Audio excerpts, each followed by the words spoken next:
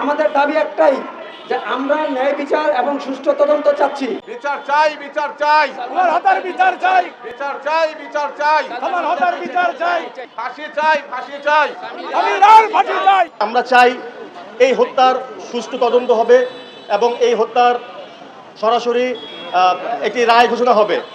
কারণ বিভিন্ন সময় দেখা যাচ্ছে যে বিভিন্ন ব্যক্তিবর্গ, বিশেষ করে আসামি যারা আছেন, তারা বিভিন্ন সময় বিভিন্ন জায়গা থেকে হুমকি দামকি দিচ্ছেন।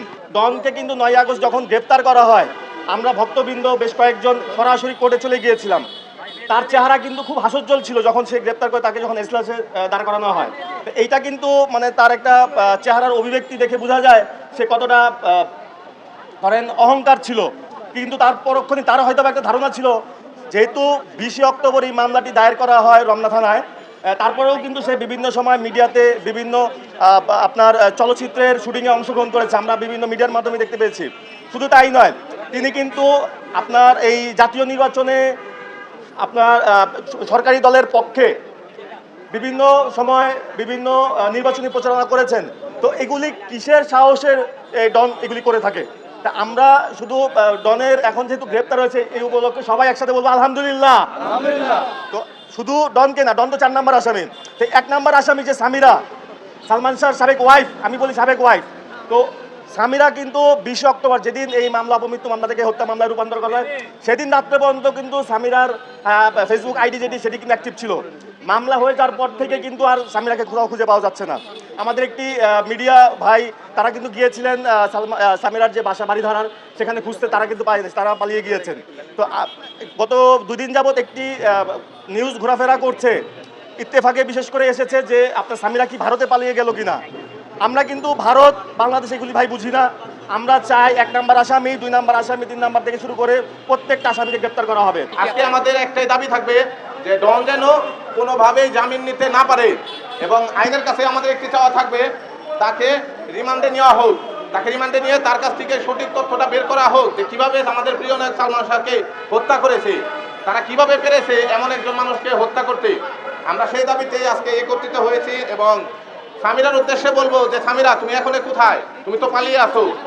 যদি বুকে সাহস থাকে এখনের সামনে আসো, সকল সালমান শাহ প্রেমীদের সামনে আসো, সাংবাদিক ভাইদের সামনে আসো, দেখি তোমার কত দূর বুকের পাটা আছে।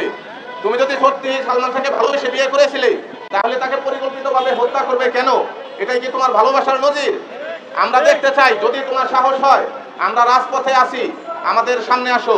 আমরা এখানে আজকে এসেছি, আমরা একদম ক্লিয়ার কাট কেন এসেছি সবাই জানেন। আমরা এসেছি যে প্রথম ডনের যেন জামিন না পায়, আর দ্বিতীয়ত সামিরাকে যেন মানে যত জরুরি সম্ভব গ্রেপ্তার করে।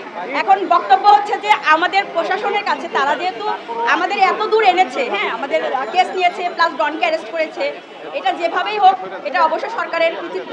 কিন্তু আমার বক্তব্য, আমাদের প্রধান আসামি সামিরা কেন বাইরে? আমাদের প্রধান আসামি সামিরা কেন বাইরে? আর সামিরার চেয়ে বড় কথা যে বাড়িতে ডলি ছিল, মনোয়ারা ডলি, কাজের লোক ডলি, এদেরকে কেন ধরবে না? আমি কান টানলে মাথা আসে, আমি ডলিকে ধরবো, আমি সামিরাকে ধরবো, আমি লুসিকে ধরবো, তারপর আমি ডনের কাছে যাবো, আদার্স কারোর কাছে যাবো, তাই না? কিন্তু আমাদের প্রধান আসামিকে বাইরে রেখে প্রশাসন কেন কি চিন্তা করছে? তারা আসলে আমাদের এই লক্ষ কোটি জনগণ, বাংলাদেশের সবাই সালমান শাহকে ভালোবাসে, তারা সবাই চায় যে কেন, মানে এই প্রশ্নের উত্তর সবাই চায়। যারা শত্রু, যারা চায় না, তারাও এখন মুখে বলতে পারবে না যে আমি চাই না। যে আসামি আশরাফুল হক ডন, ওনাকে গ্রেফতার করা হয়েছে, ওনাকে যেন জামিন মঞ্জুর না করা হয় এবং ওনাকে যেন রিমান্ডে নিয়ে জিজ্ঞাসাবাদ করা হয়। এজাহারভুক্ত যে আসামিগুলো আছেন, আইন শৃঙ্খলা বাহিনী যেন খুব দ্রুত তাদেরকে খুঁজে বের করে আইনের মুখোমুখি করে গ্রেফতার করে এবং তাদেরকে যেন আগাম জামিন না দেওয়া হয়। এটা প্রশাসনের ভাইদের কাছে আমার বিনীত অনুরোধ। এবং সালমান শাহর ছোট ভাই শাহরান ভাই আমাদের, আমি একটা ফেসবুক লাইভে ছিলাম, ডন যেদিন গ্রেফতার হয়, সে ফেসবুক লাইভে যখন চলাকালীন 30 মিনিট চলে যায়, ঠিক ওই মুহূর্তে শাকিল কিবরিয়া নামে এক ভদ্রলোক এইভাবে মেসেজটা আমাকে করছিলেন, মামুন তুমি নীরা চৌধুরীকে বলে দাও সালমান শাহ হত্যা মামলাটি নিয়ে যেন বাড়াবাড়ি না করেন। যদি উনি বাড়াবাড়ি করেন তাহলে সালমান শাহকে যেভাবে হত্যা করেছি ঠিক সেভাবেই শাহরানকে আমরা হত্যা করব।